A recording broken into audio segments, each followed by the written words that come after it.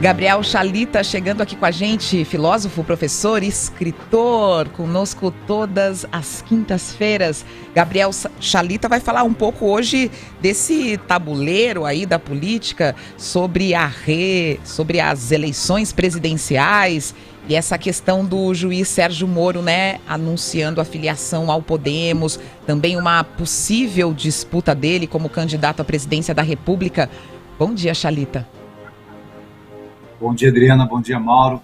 É muito interessante a gente fazer uma reflexão aqui um pouco jurídica, um pouco ética, um pouco moral dessa atitude do Sérgio Moro, né?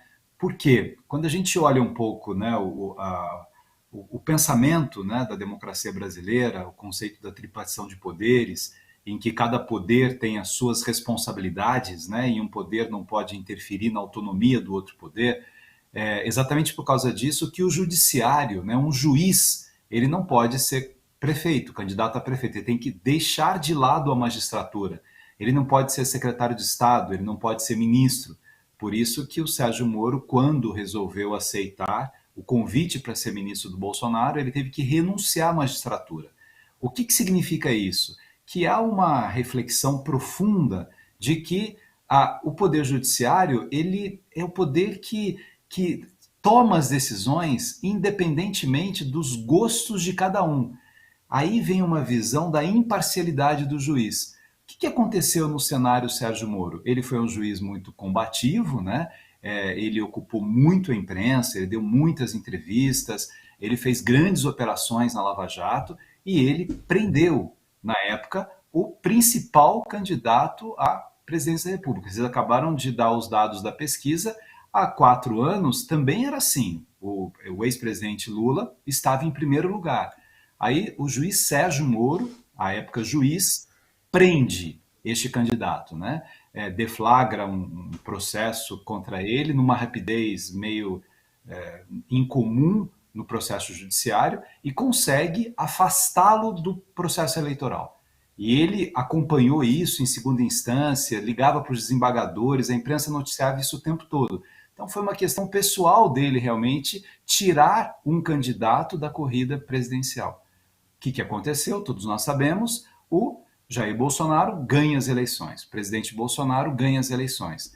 E o juiz que prende um candidato, ele aceita ser ministro daquele que ganhou as eleições.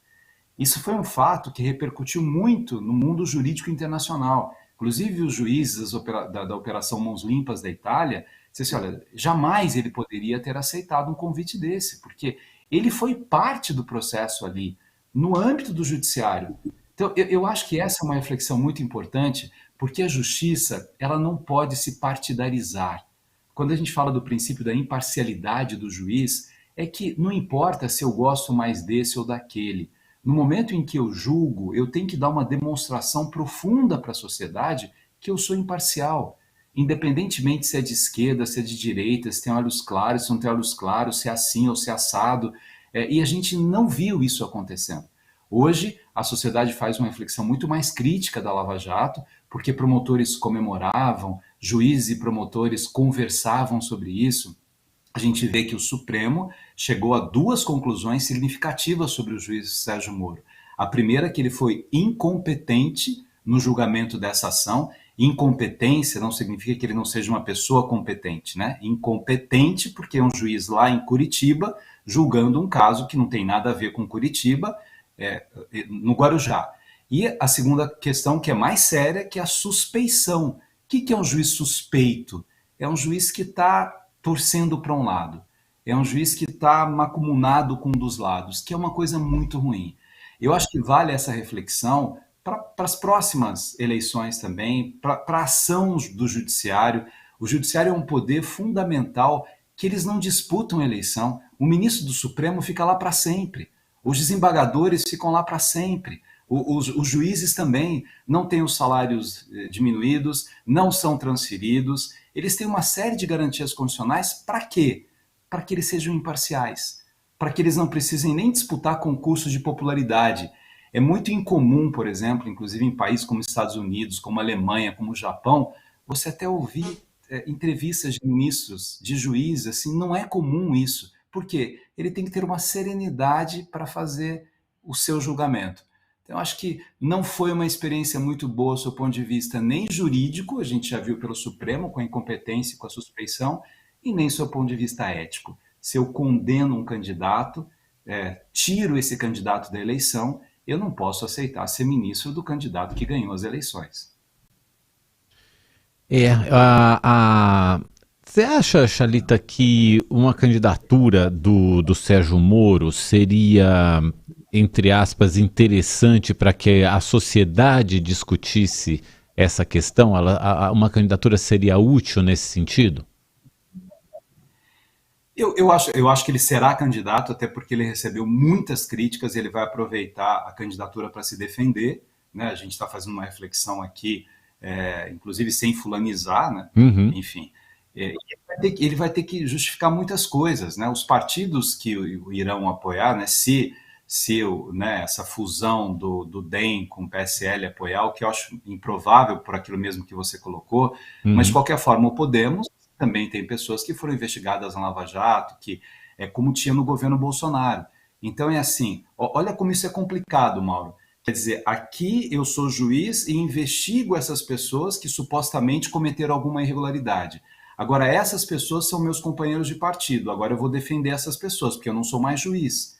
É muito complexo isso, assim. Eu acho que é uma candidatura interessante do ponto de vista ético, porque é para discutir a questão ética. Você falou tanto de ética, falou que o Brasil precisava de ética, e esta postura é uma postura ética, né? Ele entra nesses candidatos que tentam buscar a terceira via, não terão vida fácil, né? Vocês vejam a briga do PSDB também, o tempo todo um demonstra a qualidade do outro, né? São dois governadores que estão nos seus cargos tentando isso, há outras figuras. Agora, pelas pesquisas que vocês mostraram, a gente tem duas candidaturas muito fortes aí, né? Você tem a candidatura do ex-presidente Lula, que tem uma conexão muito grande com a população, por isso que ele está com 40%, e você tem a candidatura do atual presidente da República, que também tem conexão, né, de discurso com uma parcela significativa da população. É muito difícil, né? Claro que eu não sei se era o Tancredo, mas que dizia que política é como nuvens, né? Hoje você está vendo um cenário e essas nuvens vão para um lado, para o outro lado, né? Então, muitas coisas podem acontecer. Mas o fato hoje é que você tem duas candidaturas que tendem a polarizar, né? De um lado, um ex-presidente que saiu do governo muito bem avaliado, e de outro lado, o atual presidente da República que está no cargo, né? Que tem todas as facilidades por estar no cargo. Geralmente, quem está no cargo tem uma força maior. Olha os nossos históricos de reeleição aqui, né? Desde que começou o processo das eleições, né? O Fernando Henrique no cargo ganhou eleição, o Lula no cargo ganhou eleição, a Dilma no cargo ganhou eleição. Então, existe uma facilidade maior para as pessoas que estão ocupando o cargo. Então, o Bolsonaro não é um candidato que esteja descartado.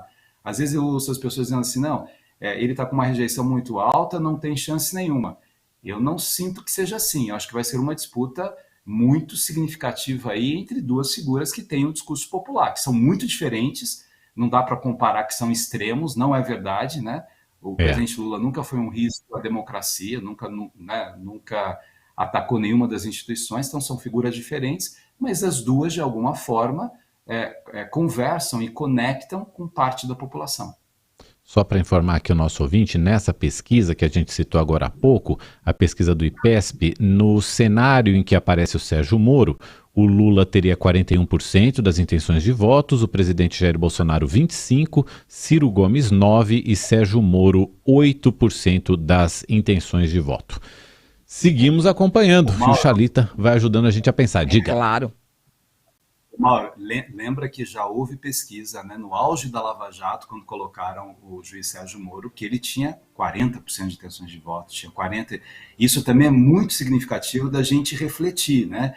A gente está falando do ex-ministro do Mandetta também, que já teve uma posição muito superior na pesquisa. Às vezes as pessoas elas se impressionam muito com algum momento de poder, como diria Maquiavel, o poder é efêmero, ele está lá em cima, lá embaixo, vamos acompanhar. A gente vai pensando junto com o Gabriel Chalita. Obrigado, Chalita. Até semana que vem. Obrigado. Bom dia. São 7h24.